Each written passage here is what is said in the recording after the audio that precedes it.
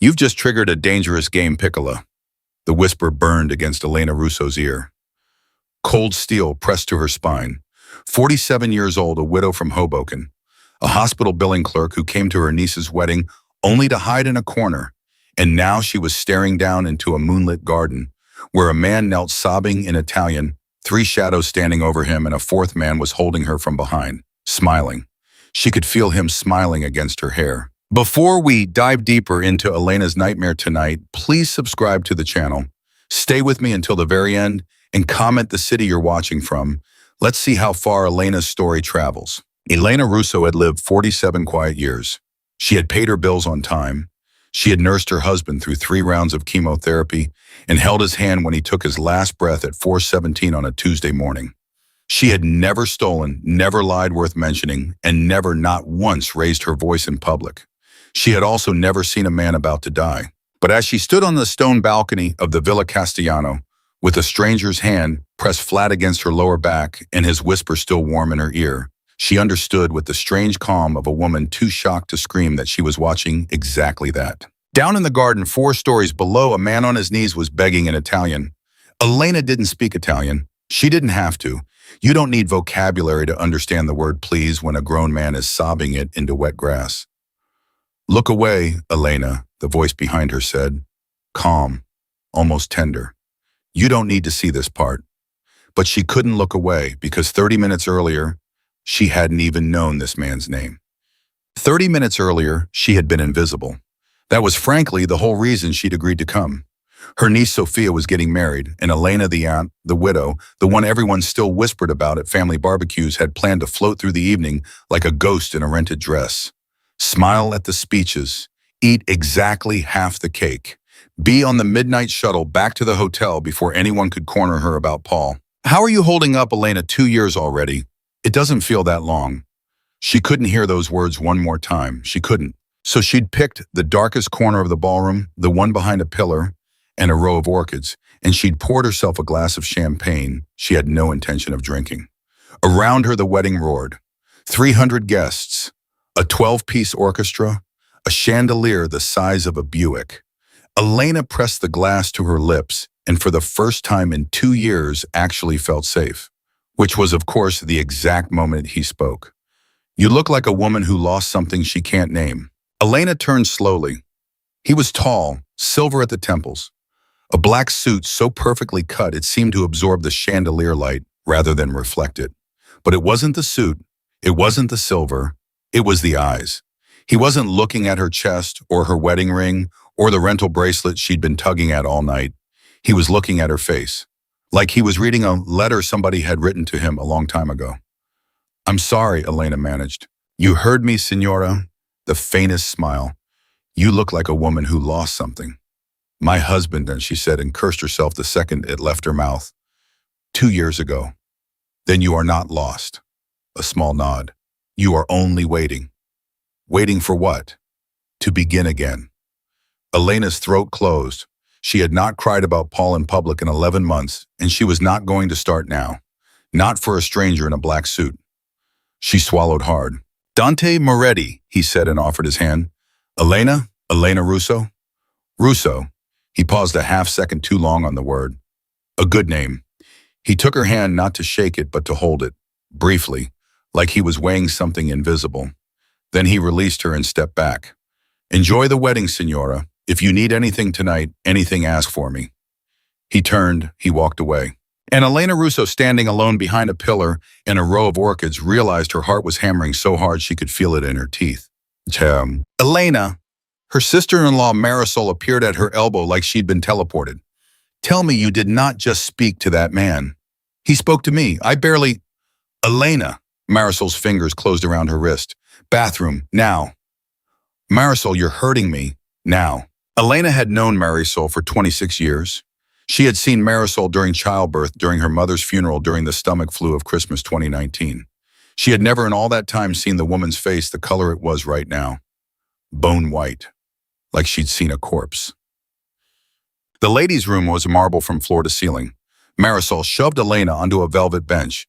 Do you know who that man is? He said Dante Moore. Do you know who he is? Marisol, calm down. It was 30 seconds. He runs the east side. Marisol's voice had gone flat. Clinical. Everything. The clubs, the docks, the trucks without names. 2 years ago, a man at one of his restaurants spilled wine on his shoe. A month later, his wife opened the restaurant and found his wedding ring sitting on the hostess stand. That was the funeral. That was the whole funeral. Elena laughed. It came out thin. Stop it. Elena Sophia is marrying into the Castellanos. I know she's marrying a Castellano. I'm not. The Castellanos, Elena. Matteo's father works for Dante Moretti. Sophia didn't marry a real estate boy. She married an address book. Oh my God. And you just talked to the man at the top of it. Elena pressed her palms against her eyes. Does Sophia know? Does my brother know? Your brother knows exactly enough not to ask questions. Marisol knelt in front of her. And Elena, there's something else. I don't want to hear something else. Yes, you do. Marisol lowered her voice. Paul knew him. Elena's hands fell away from her face. What? Paul, your Paul. He did the books for a construction outfit on Carney Avenue for what, 8 years, 9? Don't. Elena, that outfit was Moretti's. Everybody knew it. Everybody but you. The breath left Elena's body in a single punch. You're lying. I'm not. My husband was an accountant. Your husband was an accountant for them, sweetheart. That's why you never had to worry about the mortgage on a biller's salary. That's why there was always money. That's why your brother stopped talking to Paul the last year he was alive. I begged your brother to tell you. He said let her bury him clean. Elena could not hear. There was a roaring in her ears. 22 years of her marriage were reorganizing themselves in her chest like furniture being dragged across a floor. The trips Paul wouldn't explain. The envelopes he kept in the freezer. The way he'd stopped sleeping the last year. I need to get out of here, she whispered. Yes, you do. We are leaving on the midnight shuttle, and you are never speaking to that man again. Marisol. Promise me, Elena. Elena nodded. She was already lying. Back in the ballroom, Sophia found her first. Aunt Elena! The girl threw her arms around Elena's neck, veil dragging across Elena's face. You came, you actually came. I was so scared. Of course I came, amor. After Uncle Paul, I know weddings must feel. Shh, stop that. Not tonight. Sophia pulled back and held Elena's face in both hands, exactly the way her mother had held Elena's face once 30 years ago, a week before the leukemia took her. And for a single shattering second, Elena saw her dead sister in her niece's eyes, and she understood with a clarity that frightened her that she was the only one left who remembered. I love you, Aunt Elena. I love you too, baby. Across the ballroom, the balcony door stood open. Dante Moretti was standing there alone, lighting a cigarette, looking directly at her. He tipped his head, once, slowly. Come. Lena kissed her niece on the forehead, pressed a napkin against her own eyes, and walked in her rental shoes straight toward the one man on the planet she'd just been ordered never to speak to again. The balcony air was cold. The city spread out below in yellow grids. My sister-in-law told me who you are, she said. I assumed she would. Is it true? He turned. He looked at her a long time. What do you want me to say, Elena? Say it's not. Then I would be lying, and I do not lie to women with mother's hands. She closed her eyes. Did you know my husband? Silence. A long silence. Dante? Yes. Her eyes flew open. Yes, what? Yes, I knew Paul Russo. I knew him for 11 years. He was a good accountant and a better man than the job he did for me. Dante exhaled smoke into the dark. I was at his funeral, Signora. In the back. You wouldn't have seen me. Elena's knees almost went. She caught the stone railing. You were in the back, in a gray coat. I left before the priest finished. Why? Because I owed him that. Owed him what? A goodbye. Elena couldn't breathe. The whole marble world of the villa was tilting. Every missing piece of her 22 years, the envelopes, the trips, the silence was snapping into place in a shape she had spent her whole widowhood refusing to see. You don't get to say his name, she whispered. You don't get to. I am not going to lie to you tonight, Elena. Why tonight? Because you walked into my ballroom and I recognized you before anyone said your name. His voice dropped. I have carried a photograph of you in my wallet for 2 years. Paul gave it to me the week before he died. He said if anything happens to me, don't let her fall through the cracks. I told him I wouldn't. And then, Senora, I didn't know how to keep my word without frightening you. So I waited. Waited for what? For a room where you couldn't run. That was when the slap came from below. Sharp. Clean. It cracked the night like a snapped branch. Dante went still. Completely still. The cigarette froze halfway to his mouth. A man in the garden was shouting in Italian. Another man was crying. A third voice, quieter, flatter, absolute, said 6 words and the crying dropped to a whimper. Elena, who had spent her entire life being a polite woman, did the rudest thing she had ever done. She leaned over the railing and looked. 4 stories below, on a circle of lawn between 2 hedges, a man was on his knees. 2 men were holding his shoulders. A third was standing in front of him, turning something over and over in his hand. It was catching the light. Elena, step back. Oh my God. Elena, step back. Is that One of the men below looked up, saw the balcony, saw Elena's face hanging over the rail. He barked something sharp. Dante answered him 2 words low final. The man bowed his head, but Elena had already seen his face, and worse, he had already seen hers. And worse than that, she had already seen what was in the other man's hand. She turned to Dante. The softness had burned out of her entirely. All that was left was something cold and new. Take me inside. Now. Elena. Now, child. At the ballroom door, he caught her wrist. Gently, barely. Listen to me for 1 moment, Senora. Let go. You are in no danger, not from me, not from them. On my mother's grave. Your word is nothing. I don't know you. Then let me tell you one true thing, and I will release you. She waited. Her pulse was a drum. He leaned close. His voice dropped to a register she would hear in her sleep for the rest of her life. You have just triggered a dangerous game, Piccola. You did not mean to. You did not choose it. But those men down there, they saw you on my balcony. They saw you with me. And now, whatever comes next, you are no longer invisible. What does that mean? It means I cannot unsee you, and neither can they. He released her. That, he said, is your warning. It is the only one you will get. Elena stepped into the ballroom on legs that did not feel like hers. Marisol took one look at her face and didn't ask a single question. They left through the grand front doors. They got into the rental SUV. Marisol drove. Elena did not cry. She did not speak. She stared out the window at the Hudson, and she thought over and over, Paul. Paul. Paul. Who were you? Who was I married to? Who was I? She thought she was leaving it behind. She thought by the time they crossed the George Washington Bridge that she had already survived the worst night of her life. She was wrong. For 3 days, Hoboken was quiet. Elena went to work. She processed claims. She made spaghetti for one. She watered the peace lily Paul had given in her on their 15th anniversary, and she stared at it for a long time, wondering where he'd bought it, wondering whose money. On the 3rd morning of Tuesday, she opened her front door to get the paper, and she saw the package. Small, brown, no return address, no postage, just her name handwritten in ink that looked almost like calligraphy. Elena Russo. Her coffee was still brewing on the counter. She carried the package into the kitchen. She sat down. She opened it with a butter knife. Inside was a single pearl earring.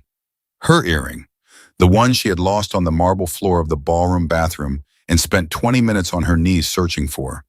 The one she had given up on. Underneath it, folded once, was a note. You forgot this, Piccola. I did not. And underneath the note, pressed flat against the bottom of the box, was something that stopped Elena's heart in her chest. A second photograph, black and white, creased at the corners from being carried a long time in a wallet. It was her, in her kitchen, 8 years ago, laughing at something Paul had said off camera. On the back, in her husband's handwriting she would know in hell, were 4 words. Keep her safe.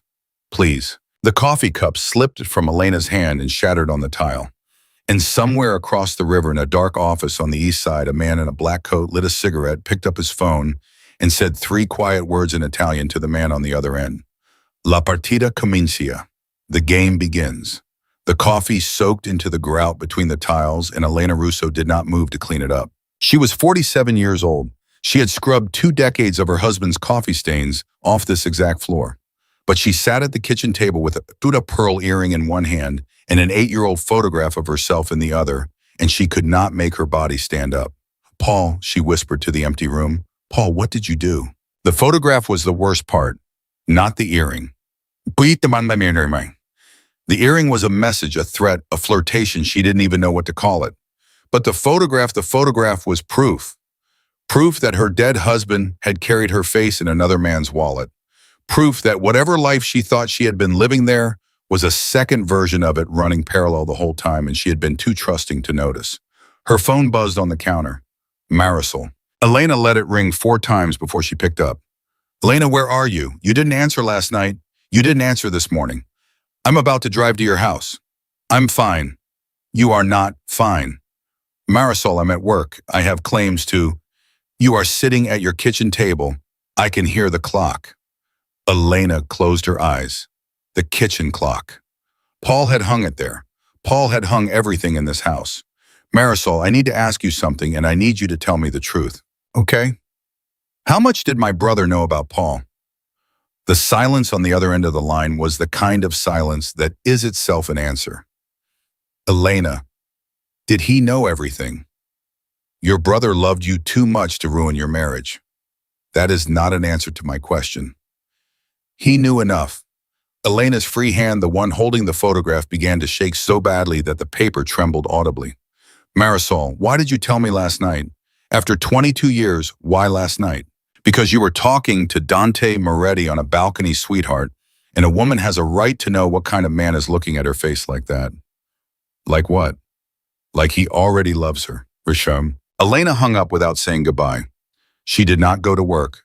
She called out sick for the first time in 6 years, left a shaky voicemail for her supervisor about food poisoning, and then she did something she had promised herself on the day of Paul's funeral that she would never ever do. She went into his office. She had closed the door the morning after the wake. She had not opened it since. 26 months of dust on the desk.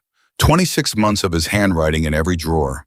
26 months of smelling him faintly whenever she passed the doorway and pretending she didn't. She sat down in his chair. It still held the shape of him.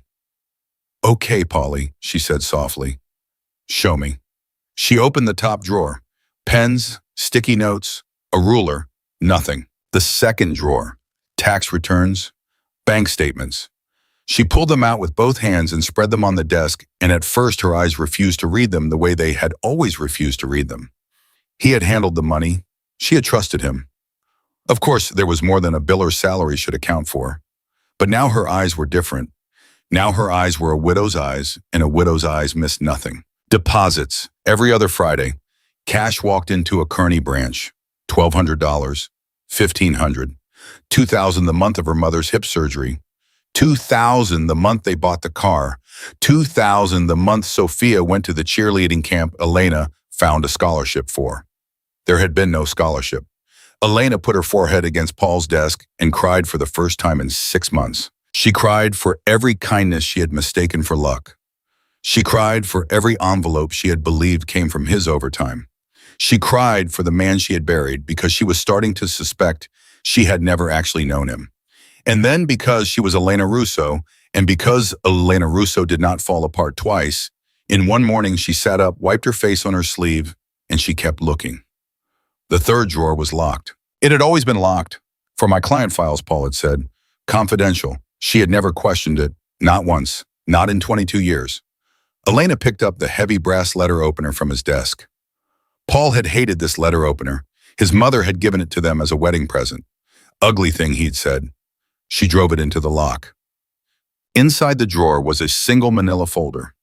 Inside the folder was a single leather notebook.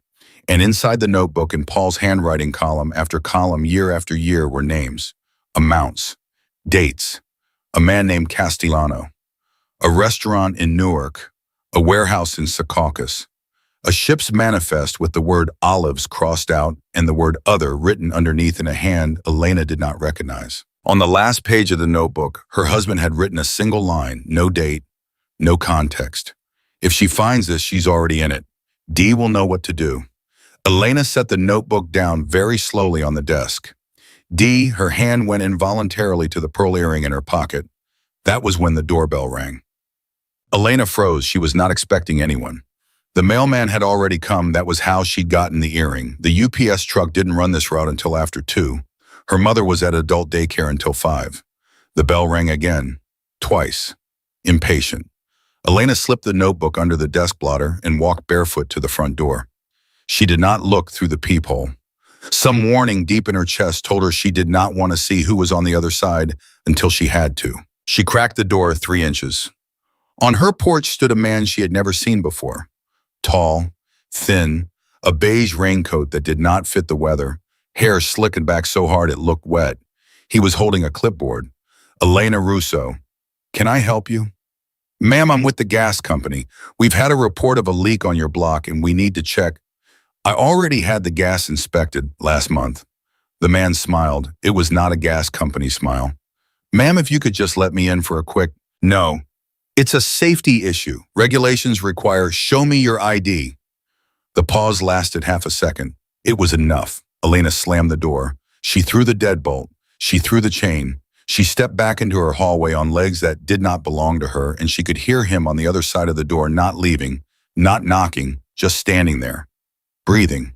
Then very quietly his voice came through the wood. Mrs. Russo, I'm going to ask you one time. I need the book your husband kept. You give it to me, I walk away, and nobody bothers you again. Elena did not answer. Mrs. Russo, do not make me come back tonight. She heard his footsteps retreat down her porch. She heard a car door open. She heard it close. She heard the engine. Then she heard nothing at all, and the silence was so much worse. Ushward. Elena stood in her hallway for 40 seconds. She counted them. She had nursed her husband to death, counting seconds between his breaths. She knew exactly how long 40 seconds was. Then she ran. She ran upstairs. She pulled a duffel bag from the top of the closet. She threw in underwear, a toothbrush, the notebook, the pearl earring, the photograph Paul's wedding ring that she kept in a teacup on the nightstand, and her mother's rosary.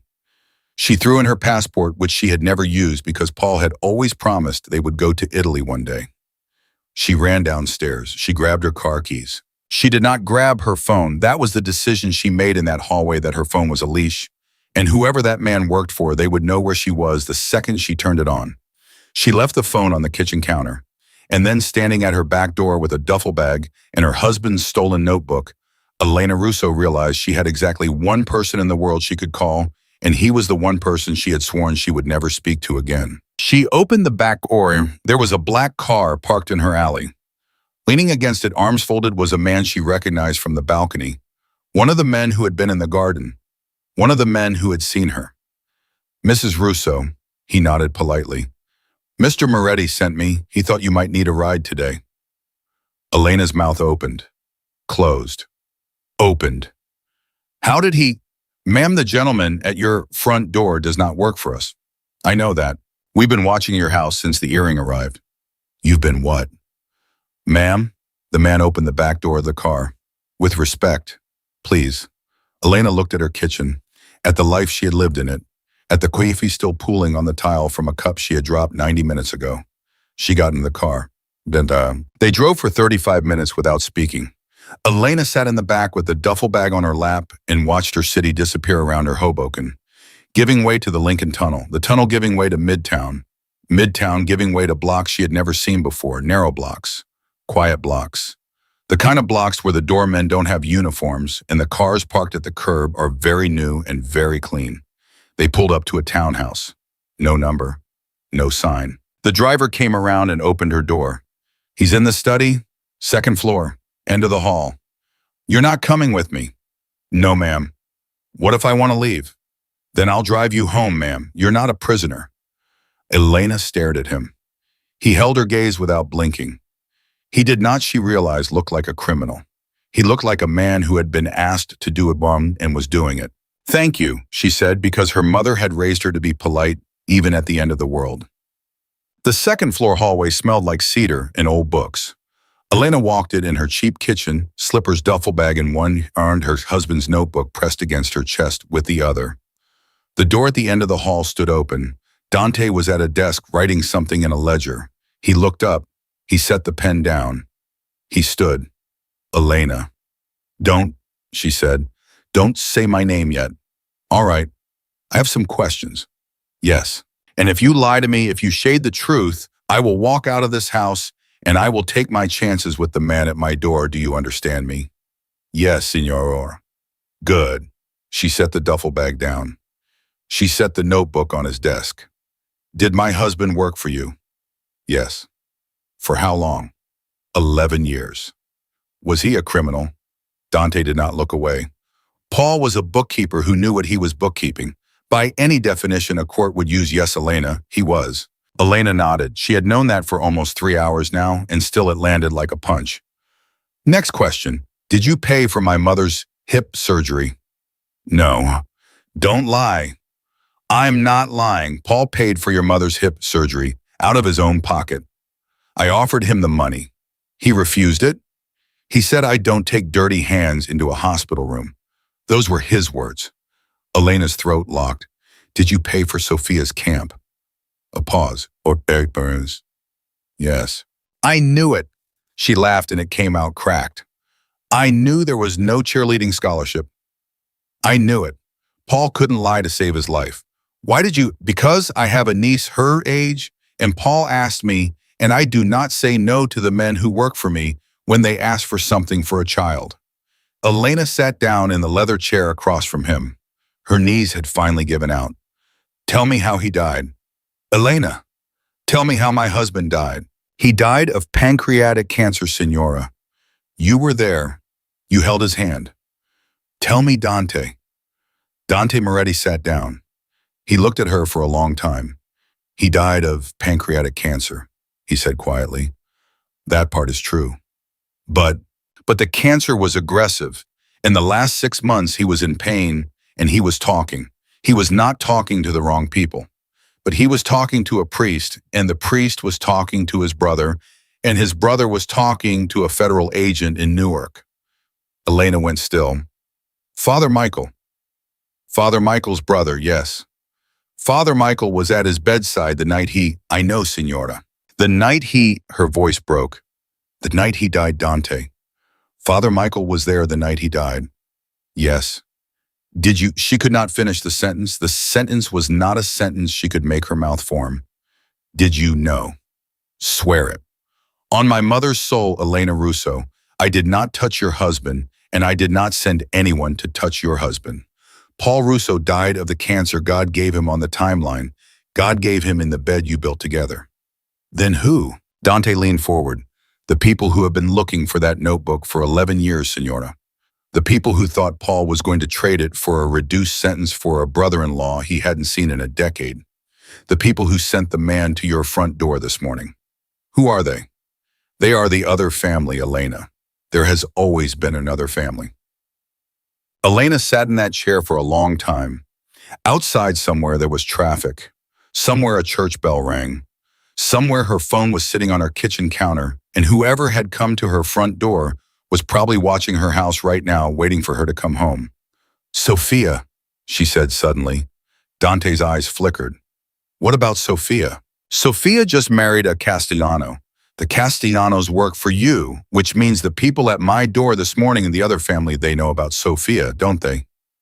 Yes. Is my niece safe, Dante? A pause. She is under our protection.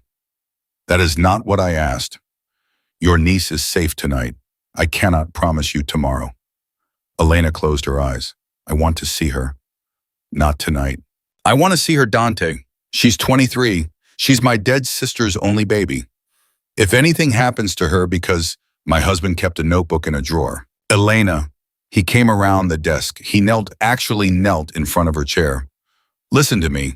The notebook your husband kept is not just a record of crimes. It is a map. It tells me every soldier, every captain, every payment, every import the other family has made in 11 years. With that book, I can end this war in 6 weeks. Without it, we lose. And if we lose Signora Sophia Matteo, your brother, your mother, none of them walk out of this month. Then you should have come for the book yourself a long time ago. Paul made me swear I wouldn't. Why? Because the book had your name in it. Elena's eyes opened. What? Dante reached into his jacket. He took out a folded piece of paper. He handed it to her. It was a photograph of a page from the notebook. A page she hadn't seen yet. A page near the back. On it, in Paul's handwriting, "If anything happens to me, Elena gets nothing from the Russo side. The Russos were never clean. Everything in this house, everything in her name, everything she thinks her father left her, it came from the other family. She doesn't know. Her father didn't want her to know. But if they come for the book, they will come for her because she is theirs. She has always been theirs. God forgive me." Elena read the paragraph. She read it again. She read it a third time. Her head was shaking before she understood that she was shaking it. "No, Kyo. Elena. No, my father was a plumber." "Your father was a captain, Signora, in the other family, 31 years. He retired the year you got married and he died 6 months later, and Paul did not know how to tell you, so he wrote it in a book. My father was a plumber, Dante. I went to his shop. Yes. Don't you tell me. Elena, your maiden name is not Russo. Your husband's name was Russo. You look it. My maiden name is Greco. Yes. Greco is not. She stopped. She stopped because she could see, as if someone had finally held a lamp up in a dark hallway, her father's face at her wedding. Her father sitting at a back table with 3 men in black suits. Her father kissing her on the forehead and saying in Italian a sentence she had never understood. Tu non sai piccola, e così deve restare. You don't know, little one. And that is how it must stay. Elena Russo, who had been invisible for 47 years, understood finally that she had never been invisible at all. She had been hidden. And now the man who had hidden her was dead, and the book that had kept her hidden was sitting on Dante Moretti's desk. And somewhere across the river, a man in a beige raincoat was waiting on her front porch for her to come home. She looked at Dante. Whose daughter am I? He hesitated for only a second. You are Salvatore Greco's daughter, Elena. He was the underboss of the other family for 19 years. And the man who sent the gentleman to your door this morning, the man who wants that book, is your father's oldest enemy. His name, Vincenzo Marchetti. Is he the one who ordered the hit on Paul? Paul died of cancer, Elena. Is he the one who was going to? Dante did not answer. He did not have to. Elena Russo, invisible widow of Hoboken, daughter of a dead captain, and of a girl who had married a monster's son, picked up her husband's notebook from the edge of Dante's desk. She held it to her chest, and for the first time in 2 years, she looked a man in the eye and did not look away. Then tell me what I need to do, she said to end him. Dante did not answer right away. He looked at Elena for a long, careful moment, the way a man looks at a loaded gun somebody has just handed him. You don't know what you're asking, Signora. Yes, I do. You do not. Dante.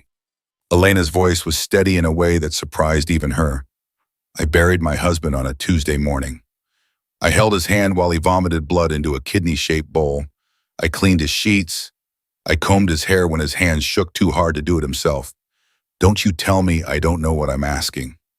That was grief, Elena. This is war. Then teach me the difference, or so on.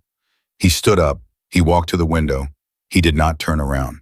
I have lost 3 men this year to Vincenzo Marchetti, not soldiers, men with wives. One of them had a daughter who was learning the violin. I went to her recital 6 weeks before he died. She played Ave Maria. I paid for the funeral, Signora, and I sat in the 3rd pew and I watched that little girl try to understand why her father was in a box. That is what Vincenzo Marchetti does. That is who you are asking me to let you go near. I am not asking permission, Elena. I am not asking Dante, he turned. What do you think you are going to do, Signora? You are a hospital biller. You are a widow. With respect, you are a woman who until 4 hours ago believed her father sold radiators. My father installed plumbing. Get it right. It came out sharper than she meant it. It made him smile just at the edge of his mouth, and she hated that it made him smile, and she hated herself for noticing. I'm sorry, he said. Don't be sorry. Be useful. Tell me what Marchetti wants from that book. Dante exhaled. He wants the last 2 pages.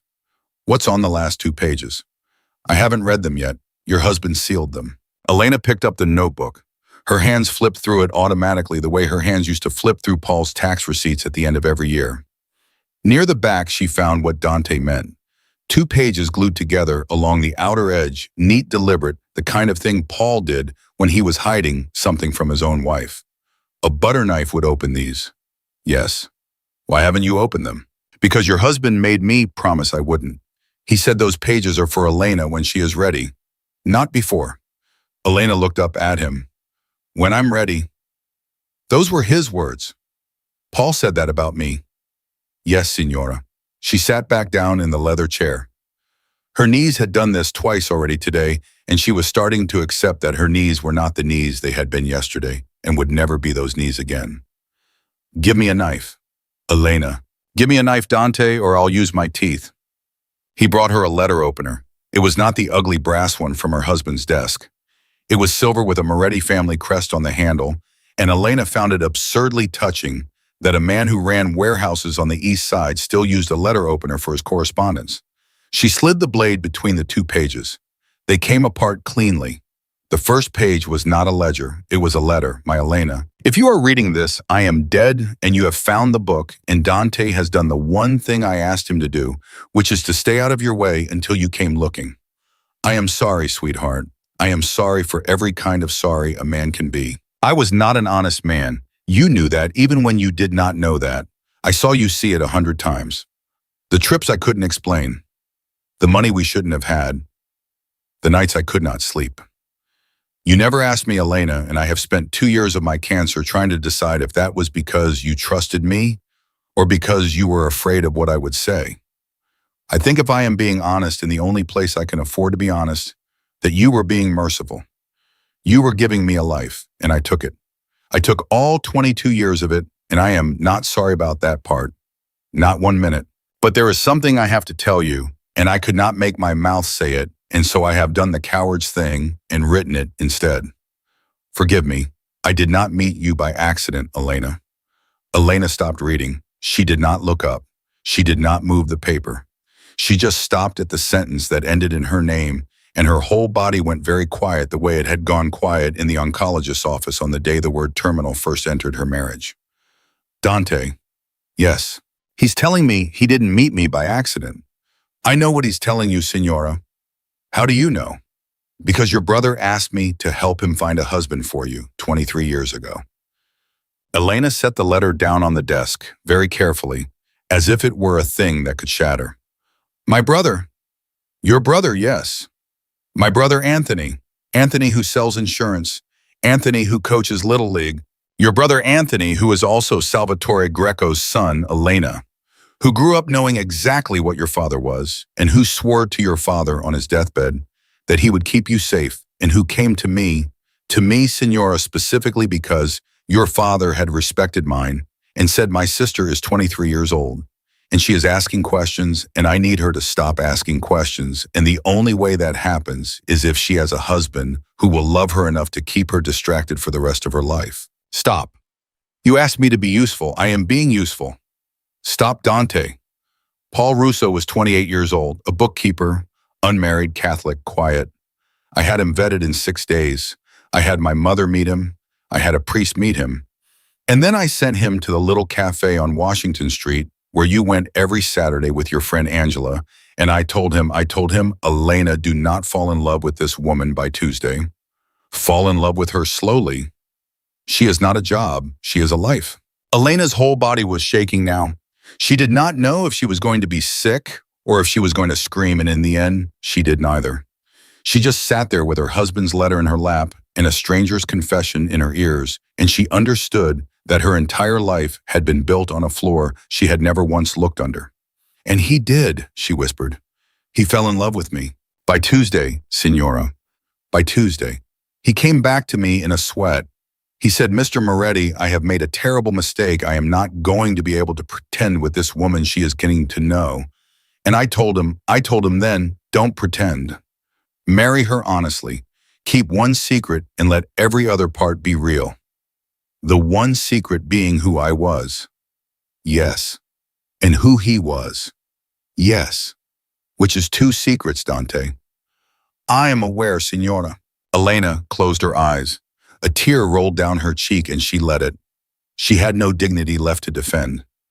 He loved me, though, she said. He did, didn't he?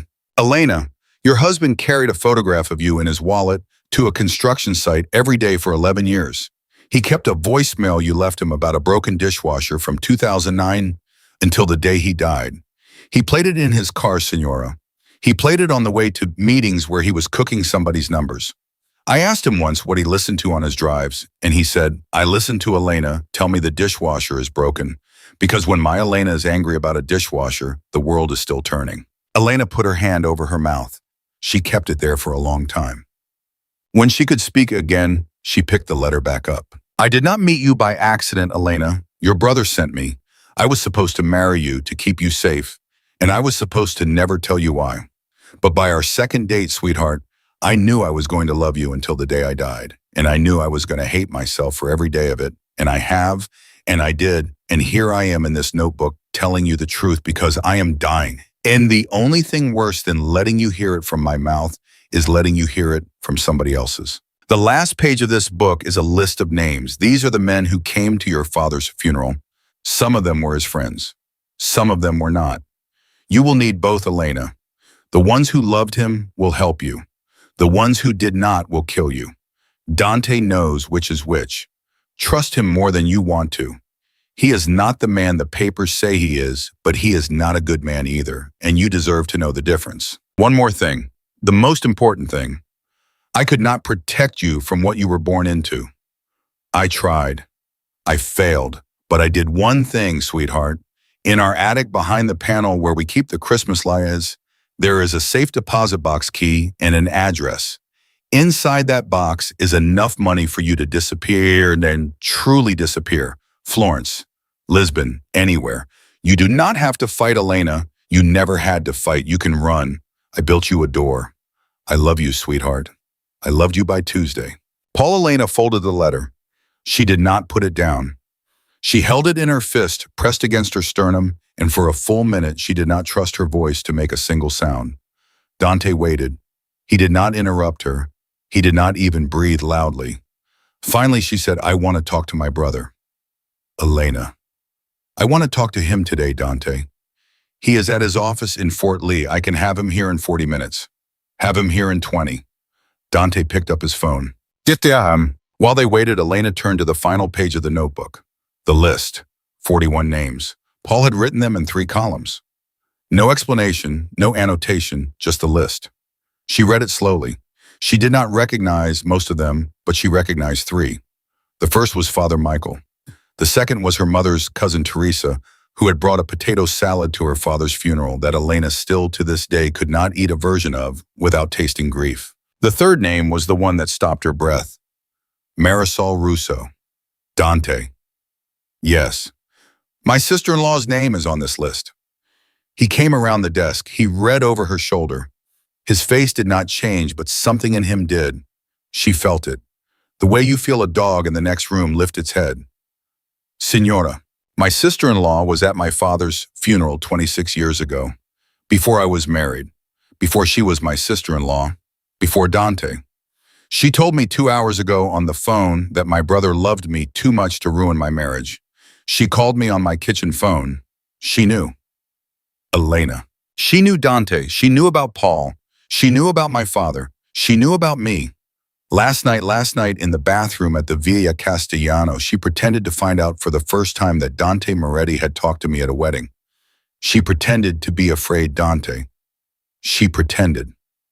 Elena, slow down. No, you slow down. Why is her name on this list? Why is my sister-in-law's name on a list of people who came to my father's funeral before she was in my family? Dante took the notebook from her hands, gently. Elena, I need to tell you something, and I need you to hear it calmly. Nothing in this house is going to be heard calmly today. Your brother did not marry Marisol by accident either. Elena stood up. She sat back down. She laughed one short bark of a laugh, and then she put her face in her hands. Oh my God, Signora. Oh my God. Elena, breathe. My entire family is an arrangement, Dante. My entire family is an operation. Your entire family is a family that tried to keep you alive, Signora, by any means available to it. Your brother married a woman from the life. Your brother brought that woman into your life. Your husband was placed beside you. Your father paid off a priest to watch your confession for 16 years. You think any of this was malice. It was love, Elena. It was the ugliest, most twisted kind of love. But it was love, and it kept you breathing for 47 years in a world that eats the daughters of men like your father. She looked up at him. Her face was wet. Did you love me from a distance too, Dante? Was that part of the arrangement? His jaw moved. No, Signora. No, I noticed you from a distance. I was ordered not to love you. That is a different thing. Ordered by whom? By your father, Elena, on his deathbed. He said, keep an eye on my daughter, but do not ever be the man who opens the door she is standing behind. And last night on the balcony, Signora, I disobeyed a dead man for the first time in my life. Yes. The intercom on the desk buzzed. Mr. Moretti, Mr. Greco is here. Elena's head snapped up. I'm not ready. Yes, you are. Dante, I am not ready. I need a minute. Signora, you have spent 47 years waiting for a minute. You do not have one more to give. He pressed the button. Send him up. Anthony Greco was 49 years old. He sold life insurance out of a strip mall in Fort Lee. He coached his son's little league team on Saturday mornings and his daughter's softball team on Sunday afternoons. He had not, as far as Elena was aware, ever lied to her about anything more significant than whether he'd eaten the last piece of their mother's Easter bread. He walked into Dante's study in a windbreaker and khakis. He saw Elena. He stopped. He closed his eyes. Lena, he whispered. Baby, I'm so sorry. Elena stood up. She crossed the room. Her brother, her big brother, who had taught her to ride a bike, who had given her away at her wedding because their father had been too sick to travel, who had sat beside her at Paul's funeral and let her ruin his only black suit with her tears. She slapped him across the face. Hard. He did not flinch. He did not touch his cheek. He just stood there and took it, and then he opened his eyes, and they were already wet. I deserved that. You deserved more than that, Anthony. Yes. You let me marry a stranger. Yes. You let me bury a stranger. Elena, he was not a stranger by the end. Don't you dare. Elena, listen to me. He caught her wrists, gently, like he had when she was 8 and hysterical in the driveway because her bike had fallen on her. Listen, Daddy was dying. You were 23 years old and you were asking Mom where his money came from, and you were the kind of girl who did not stop asking once she started. Daddy came to me 6 weeks before he died.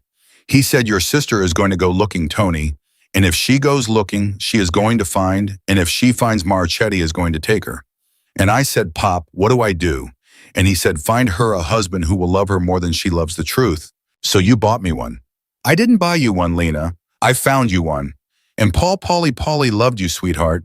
The day of your bridal shower, he called me, and he said I was supposed to marry your sister, Anthony, but somewhere along the way, I think I signed up to die for her. Elena was crying so hard now she could not speak. And you let him. He did it willingly. You let him die, Anthony. Elena, her brother's voice broke. The cancer killed Paul. Not me, not Dante, not the life, the cancer. But the reason he did not tell you at the end, the reason he took it with him, that was me. I asked him to. I said, Paulie, she will bury you clean or she will bury you bloody, and you love her enough to let her bury you clean. He agreed with me. He loved you, Lena. I am not asking you to forgive me. I am telling you he loved you. Elena did not say anything for a long time. Then the phone on Dante's desk rang. He picked it up. He listened. He went still. Elena had seen him still before, but not like this, not this kind of still. This was the stillness of a man who has just had something very expensive snap inside of him. He set the phone down. Elena. What? It's Sophia. What about her? She was supposed to leave her honeymoon hotel at 10 this morning. She never checked out. Mateo says she went down for coffee at 7 and did not come back. Her phone is off. Her purse is still in the room. Elena's blood left her body. Dante. Yes. Dante. I know, Signora. Where is she? I don't know yet. You find her. I will. You find her tonight, Dante Moretti. You find my sister's only baby, or I swear to God, I will walk into Vincenzo Marchetti's house myself with this book in my hand, and I will trade it for her. Do you hear me? I hear you, Signora. Swear to me. On my mother's soul. Good. Elena picked up the notebook from the desk. She held it against her chest. She turned to her brother, who was still standing by the door with a red handprint on his cheek, and her voice came out so flat it did not sound like her own. Tony. Yeah. You are going to drive me home, to my house, in Hoboken, right now. Lena, there are men watching your house. I know there are. I want them to see me go in. Why? Because I am done being hidden. Anthony drove. Elena sat in the passenger seat of his silver Camry with the notebook on her lap and her husband's letter folded into the inside pocket of her cardigan directly over her heart. Neither of them spoke for the first 10 minutes. The wipers ticked. The radio was off. Anthony's hands were at 10 and 2 on the wheel the way their father had taught him, and Elena watched those hands and tried to remember when her brother's knuckles had gotten so old. Tony. Yeah. Who was at my wedding? What do you mean? I mean of the people who sat on my side of the church. How many of them knew? Anthony was quiet for a long time. Most of them, Lena. Most of them. The ones who mattered, yeah. Aunt Rose. Aunt Rose knew. Uncle Sal. Uncle Sal knew. Father Michael. Father Michael married you, sweetheart. He knew before the invitations went out. Elena nodded. She was not crying. She was past crying. She was in some country beyond crying, a flat, bright country where nothing hurt because nothing landed yet. Mom. Anthony's hands tightened on the wheel. Lena. Tony, does Mom know? Mom knew before any of us. She is 79 years old. She goes to the 9 a.m. Mass every morning. She crochets blankets for the Policemen's Benevolent Association. Lena, who do you think your father married?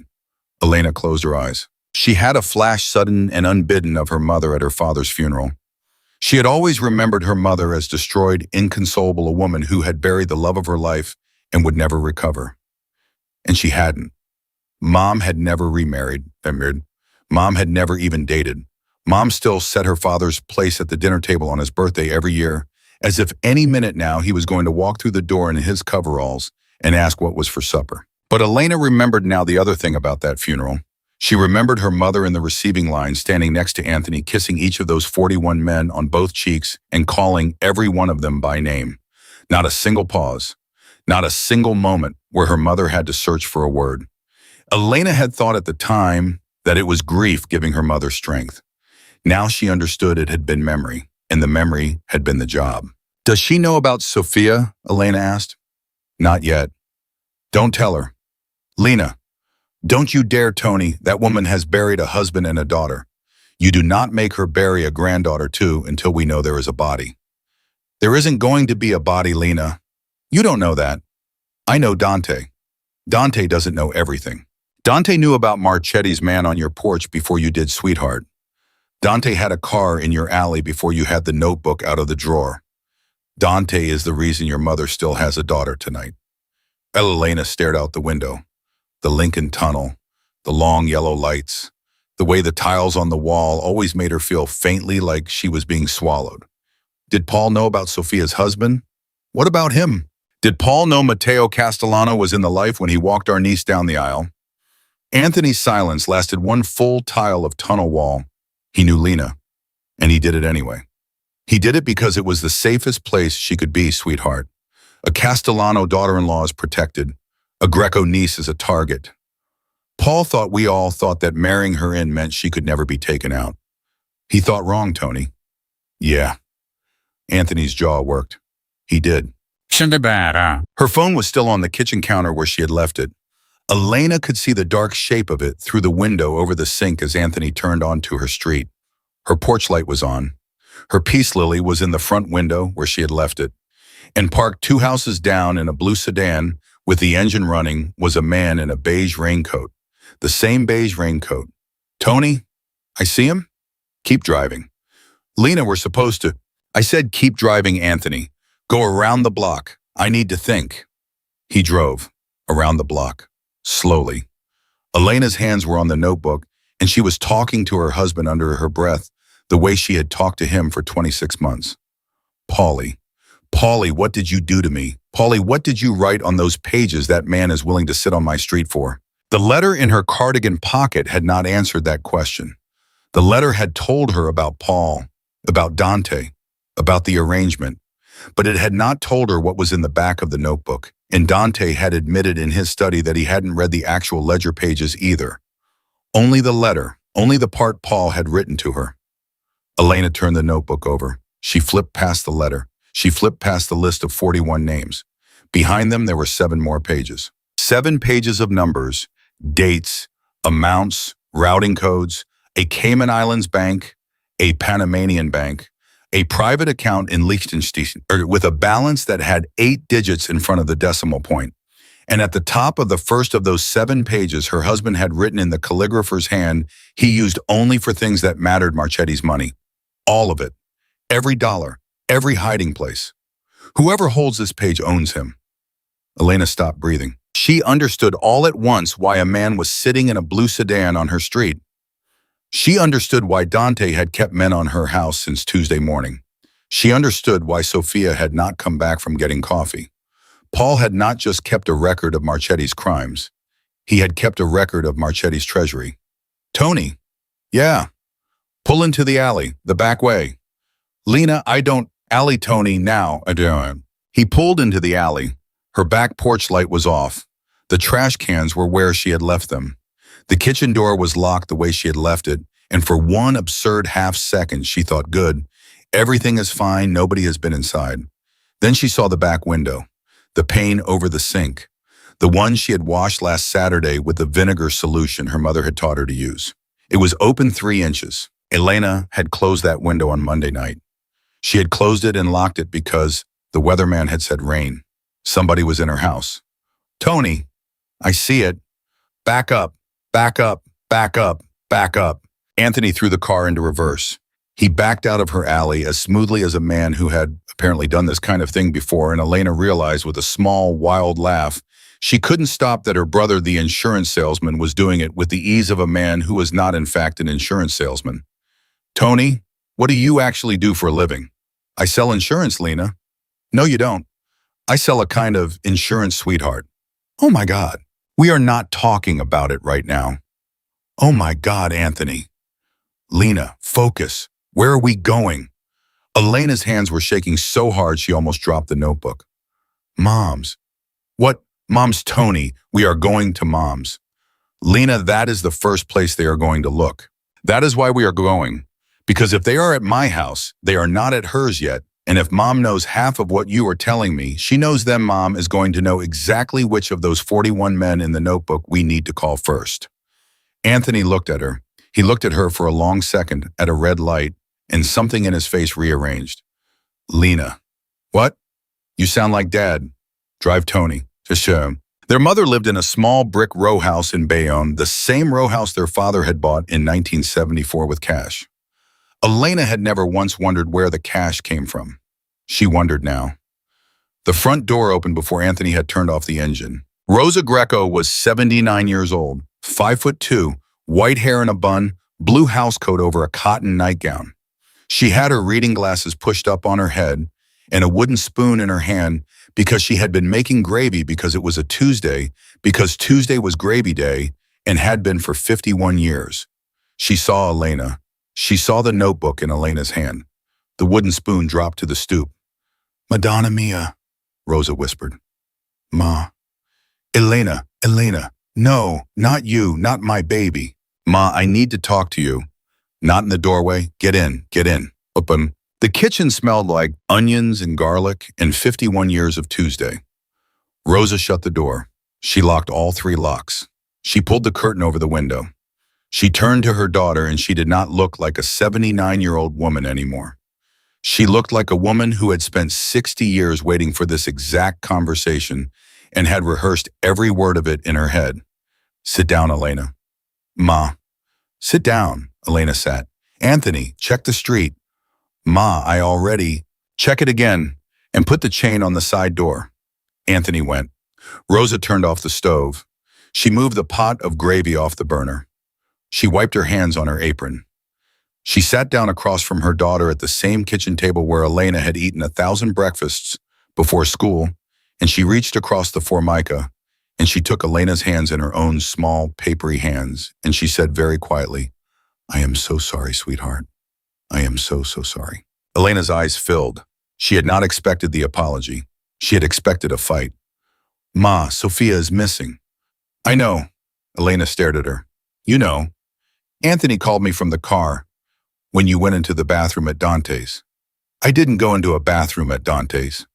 "Sweetheart, you went into a bathroom at Dante's. You just don't remember because you were crying, and when you cry, you don't track things.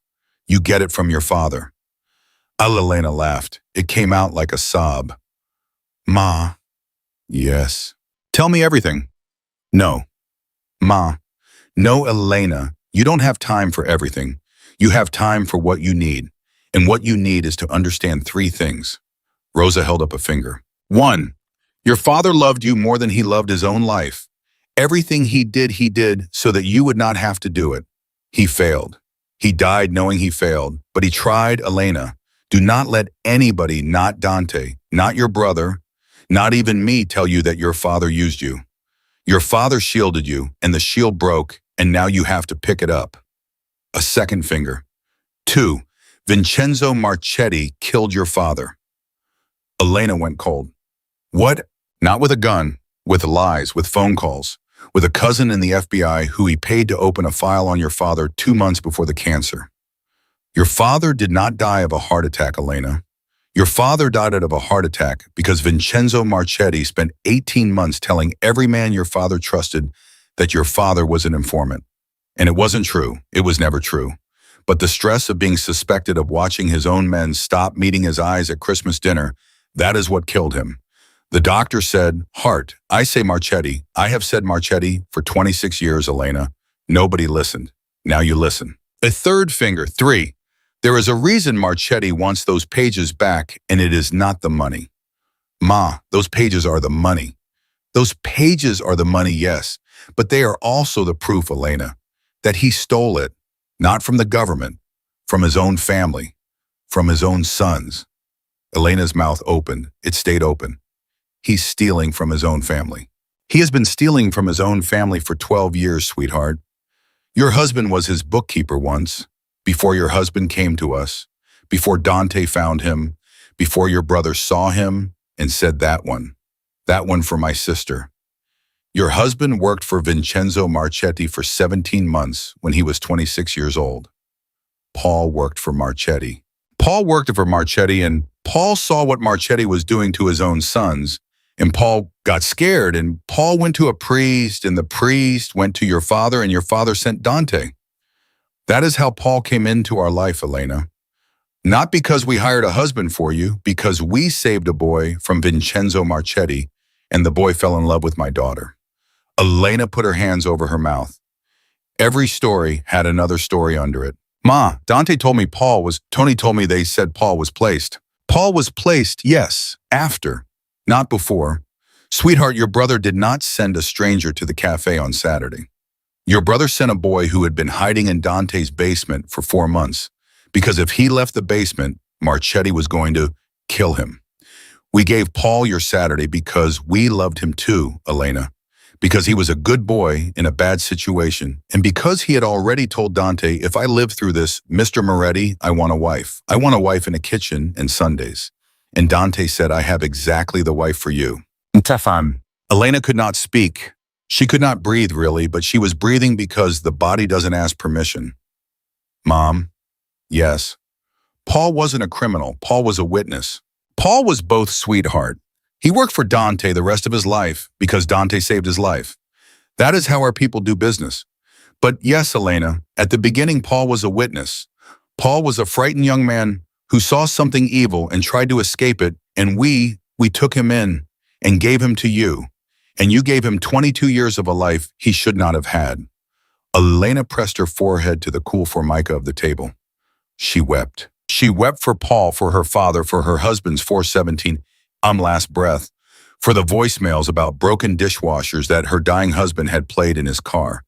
She wept because for 2 years she had thought that she had been married to a quiet accountant, And now she understood she had been married to a man who had walked out of hell and used her as the door. Her mother let her weep for exactly 90 seconds.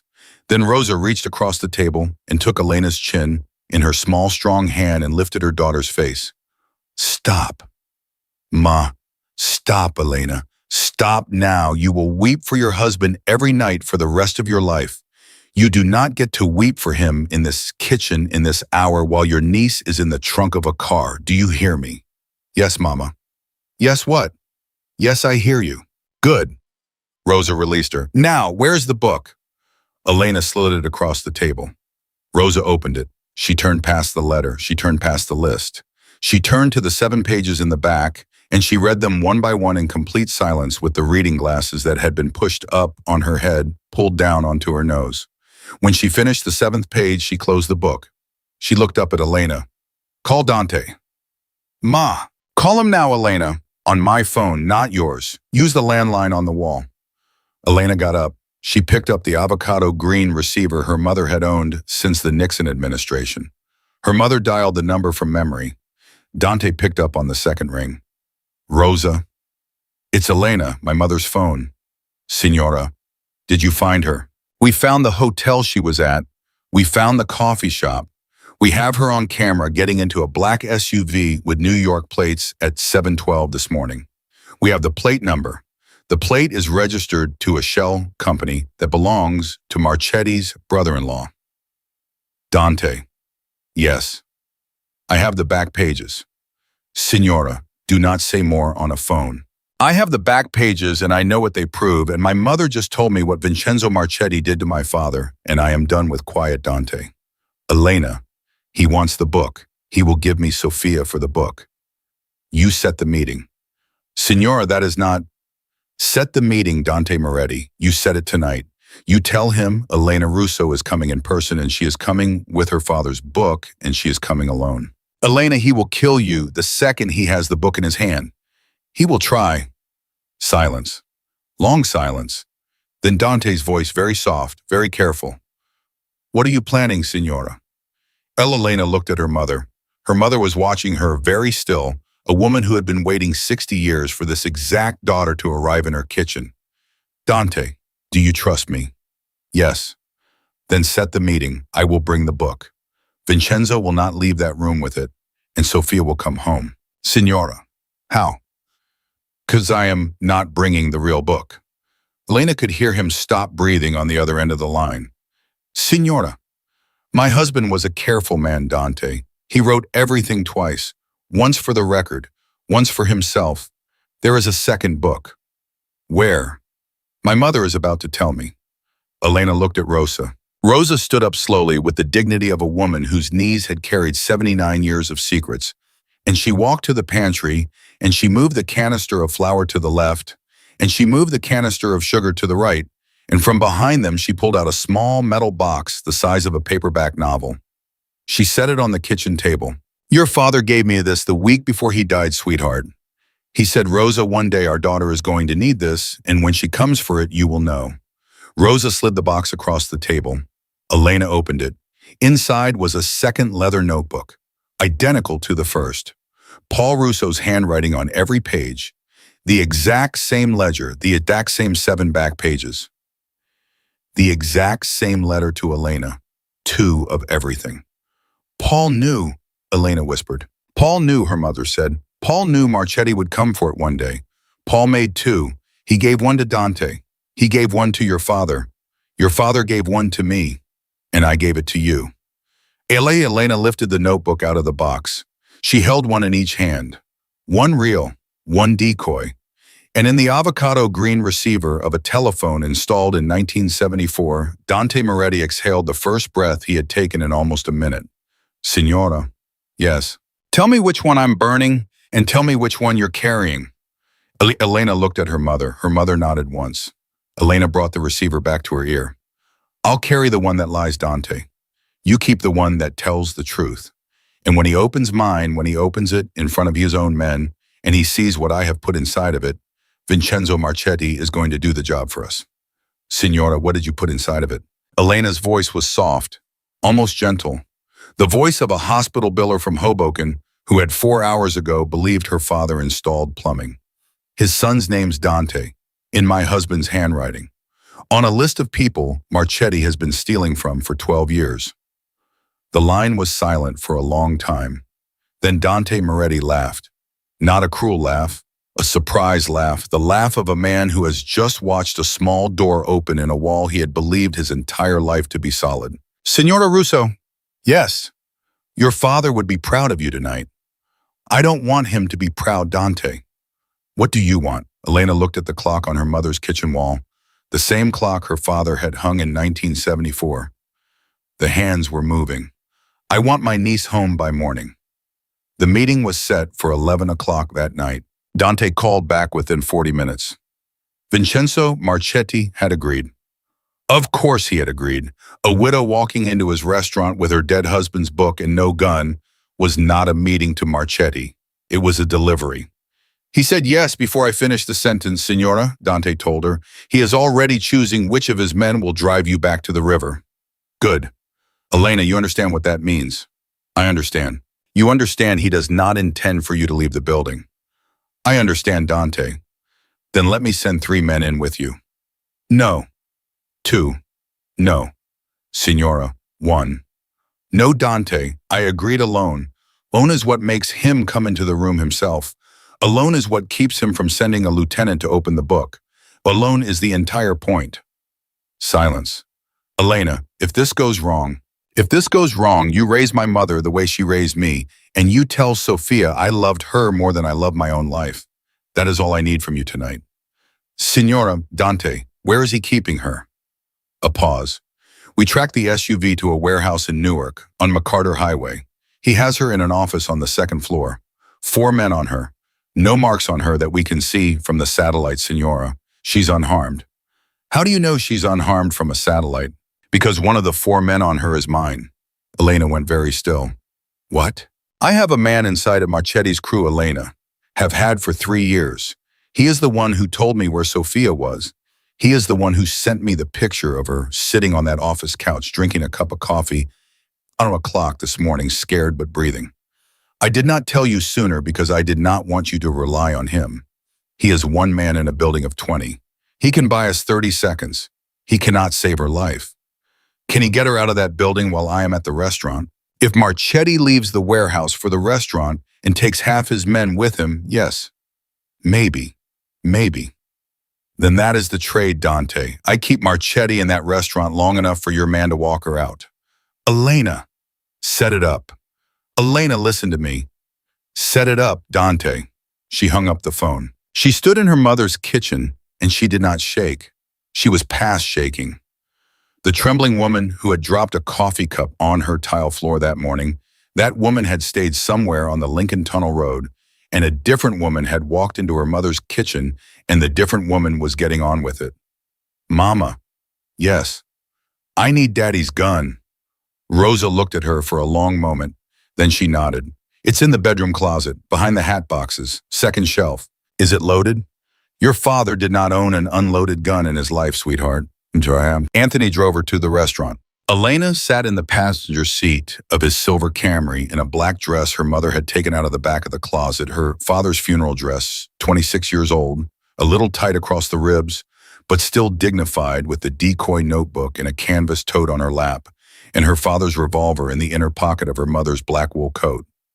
The coat smelled like mothballs, and her mother, Shalimar, and Elena thought for one absurd second that if she died tonight, she would die smelling like her mother's wedding. Anthony had not spoken in 15 minutes. Tony? Yeah. If I don't walk out of there. Lena, stop. If I don't walk out of there, I want you to understand that I forgave you in the kitchen. Okay? I did not say it, but I did it. You are my brother. I love you. Whatever you did it trying to keep me alive, and I understand that now, and it's okay. Do you hear me? Anthony's jaw was set so hard, Lena could see the muscle jumping in his cheek. Lena, you're going to walk out of there. Tony, you are going to walk out of there, Elena, because I am not going home to our mother tonight and telling her I drove her daughter to a man who killed our father. Do you hear me? Lena reached across the car and put her hand on her brother's hand on the steering wheel. He did not look at her. He could not. but his thumb came up off the wheel and hooked around hers the way it had when she was 4 and afraid of the escalator at Sears. They drove the rest of the way like that. Marchetti's restaurant was a squat brick building on a side street off Bloomfield Avenue, the kind of place that looked permanently closed from the outside and had a waiting list of 6 weeks on the inside. Anthony stopped the Camry at the corner. They were 1 block away. That was the agreement. "This is as far as I go, Lena." "I know. Dante's men are watching. There's a car on the cross street. 2 men in it. You won't see them. They see you." "Okay. If you come out that door, you have walked straight to that car. You don't stop. You don't look back. If anybody comes out behind you, you get in that car and you let those men do what they do." "Okay." "Lena," she looked at him. "I love you, kid." "I love you too, Tony." She got out. She walked 1 block in her mother's coat with her father's gun in her pocket and her dead husband's decoy ledger in her tote bag, and she did not think about any of the 3 of them. She thought about Sophia. She thought about her little niece in a white dress dancing to an orchestra. She thought about her dead sister holding that same niece, 6 weeks old, in a pink blanket, handing the baby to Elena and saying, "You help Mike raise her, okay, Lena? You promise me you're her backup mommy now." Elena had promised.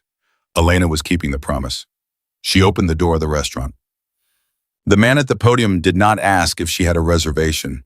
He looked at her. He looked at the tote bag. He nodded once toward the back of the dining room. "Mr. Marchetti is expecting you, ma'am."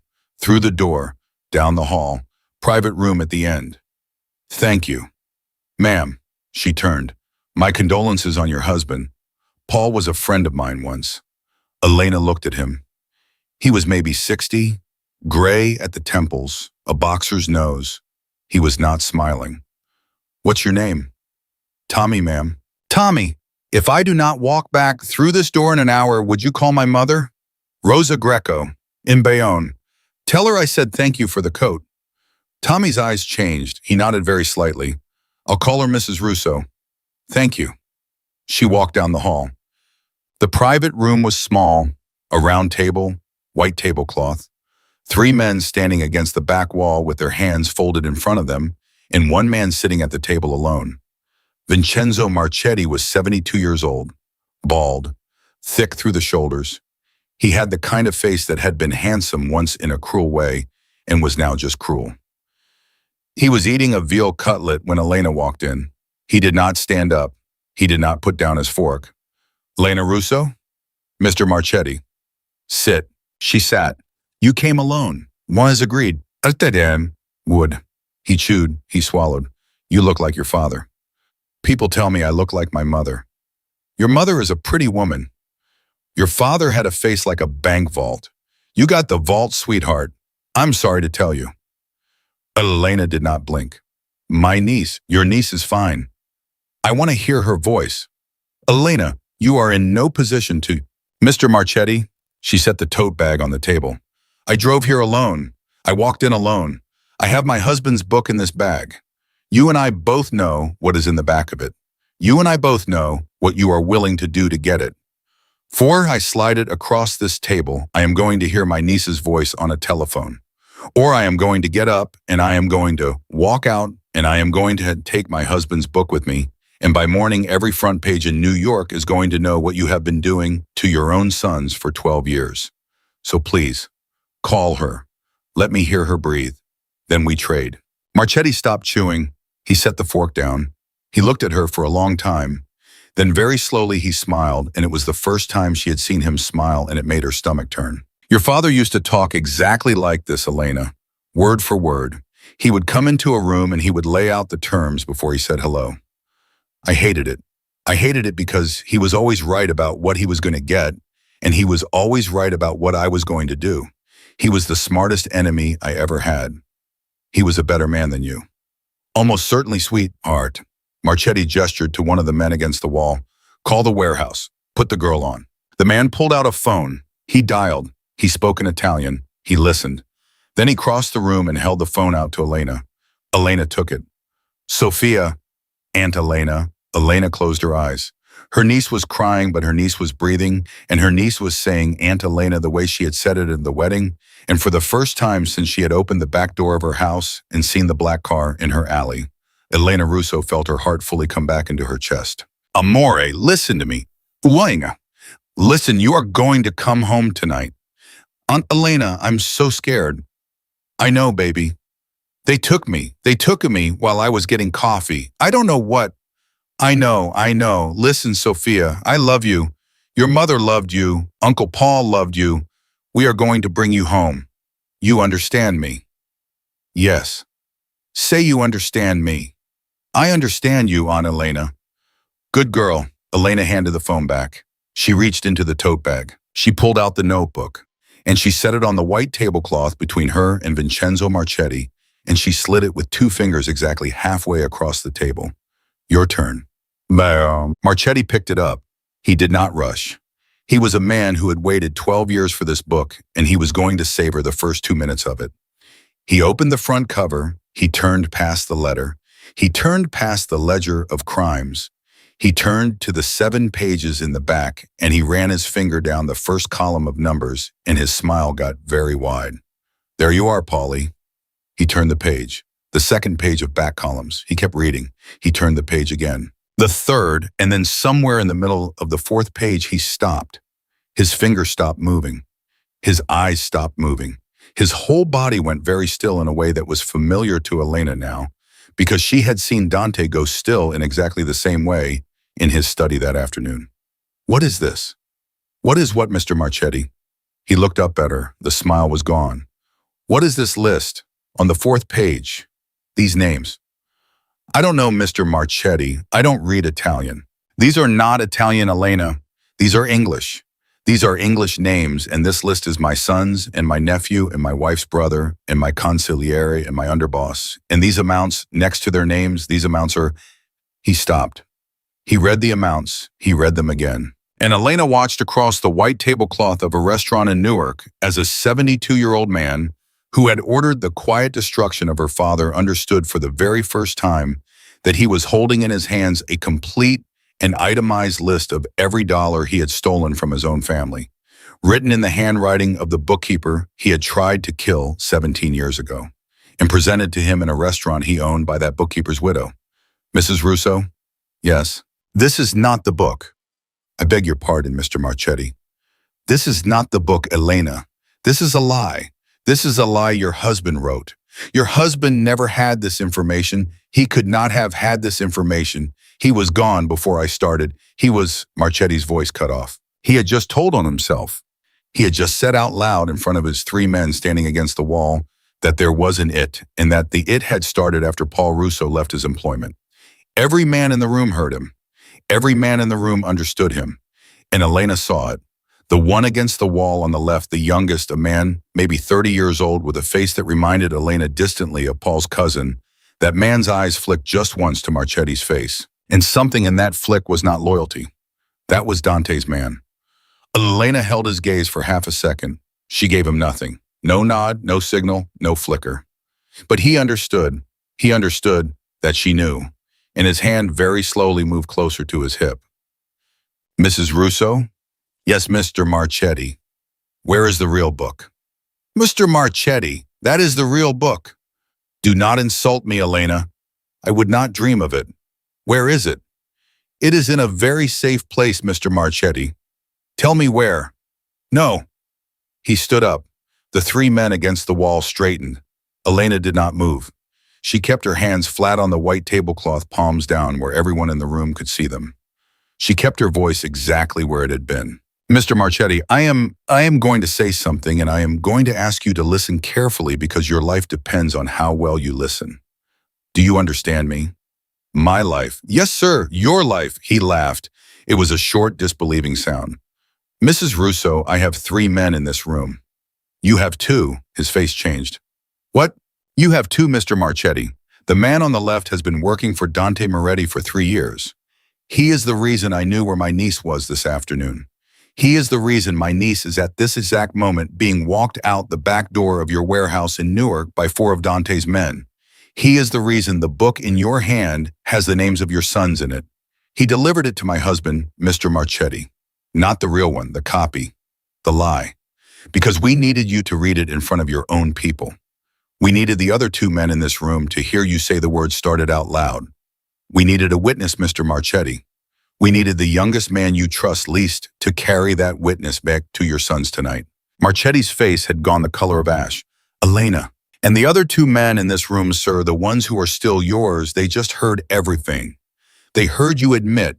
They heard me accuse. They saw the list. They are looking at their own names on it, Mr. Marchetti. They are doing the math right now in their own heads. And you are wondering in the back of your very smart and very tired 72-year-old brain whether they are going to walk out of this restaurant and tell your sons, or whether they are going to walk out of this restaurant and bury you in a river by morning. Elena leaned forward slightly. And I can answer that question for you, Mr. Marchetti. Can you? Yes, sir, I can. How? Because my husband wrote your sons' names in that book, but he did not tell me what was next to them. I told you I don't read Italian. That is true. I also cannot read the handwriting very well. So I asked Dante, and Dante read it to me. And do you know what the amounts next to your sons' names add up to, Mr. Marchetti? Marchetti said nothing. $41 million.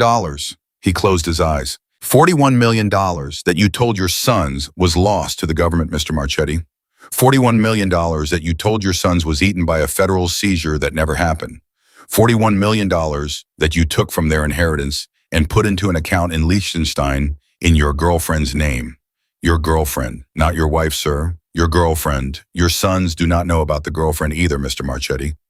But they will by midnight. The man on the left, Dante's man, had not moved, but his partner, the older one, had. The older one had taken one slow step sideways away from Marchetti and was now standing alone against a different part of the wall. That step was an answer. Marchetti saw the step. He saw it and he understood it, and the color went out of his face so completely that for 1 second, Elena thought he was going to drop dead of a heart attack at the table the way he had tried to do to her father. He did not. He sat back down. He picked up his napkin. He wiped his mouth very slowly, very carefully with the napkin. And then he looked across the table at Elena Russo, 47 years old widow of Hoboken, daughter of Salvatore Greco, and he said the one word she had come for. Fine.